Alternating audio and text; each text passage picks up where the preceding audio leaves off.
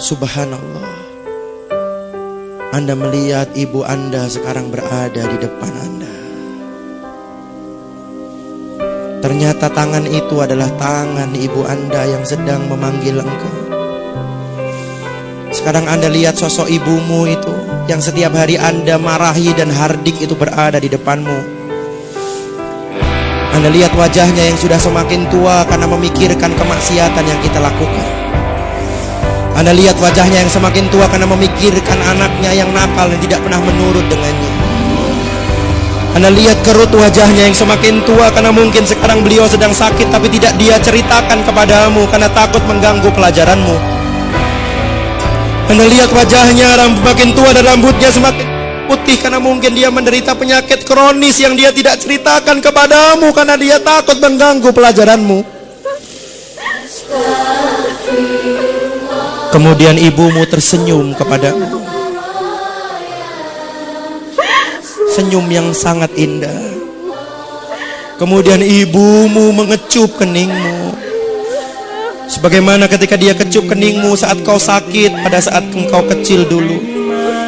Kemudian ibumu mengusap kepalamu sebagaimana dia mengusap ketika dia menghiburmu saat kau sedih waktu TK dan SD dulu.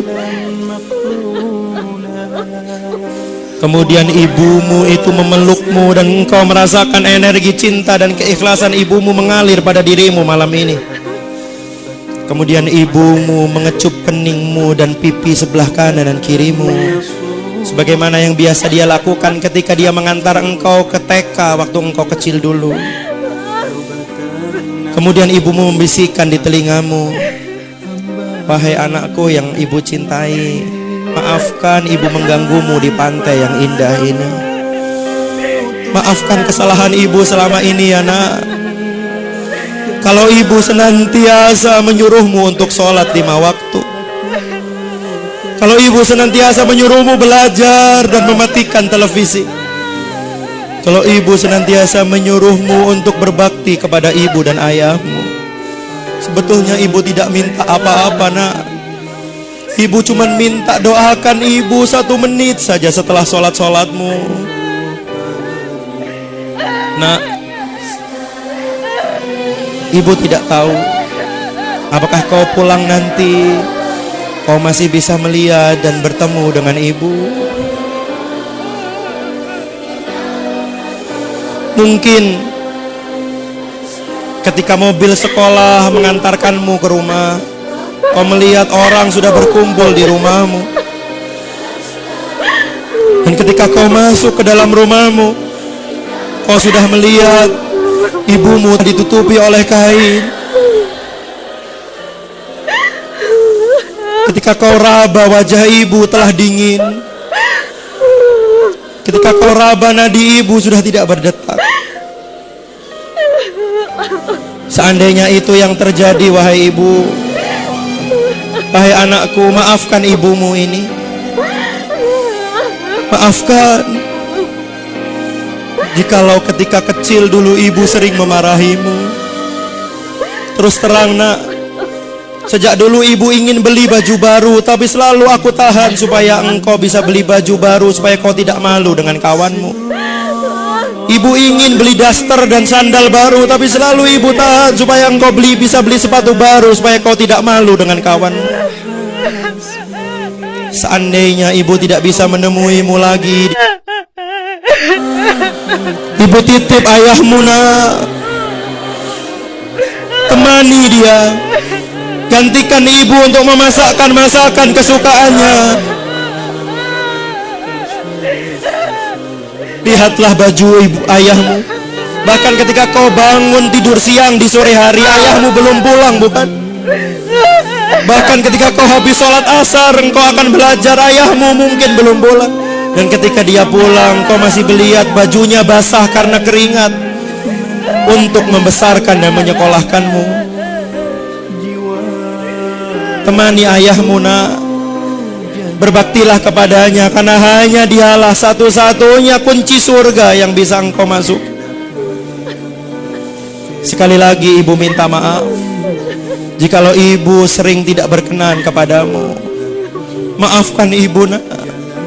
Maafkan ibumu yang doif dan lemah ini. Satu yang harus engkau ketahui, di balik semua kata-kata ibu, ibu selalu mencintai. Dan ibu selalu bangun malam untuk mendoakan kesuksesan buatmu. Walaupun kamu tertidur nyenyak di kamarmu. Kemudian ibumu melepaskan pelukannya. Dan dia meninggalkan kamu. Dia melambaikan tangan kepadamu. Dan saat itu kau bersimpuh di pantai itu. Ibumu telah hilang di pandanganmu, dan entah apakah kau masih bisa melihat wajah ibumu lagi. Rabbi firli wali walidayya warhamhuma kama rabbayani shaghira.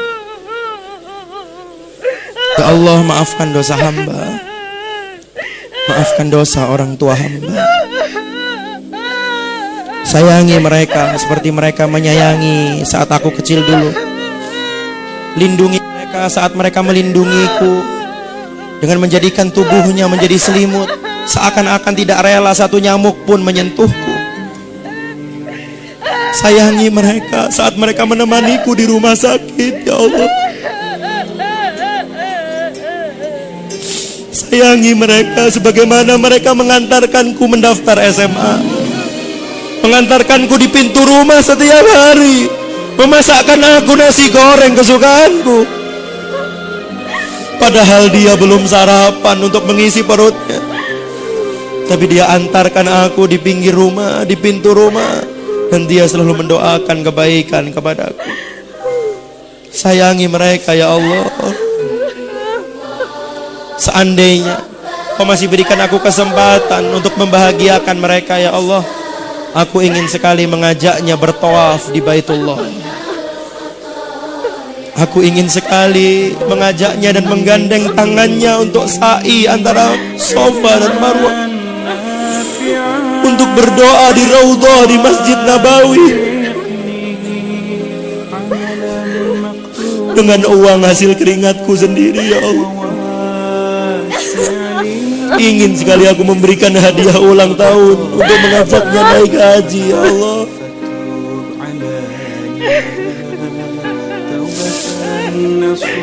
Astagfirullah.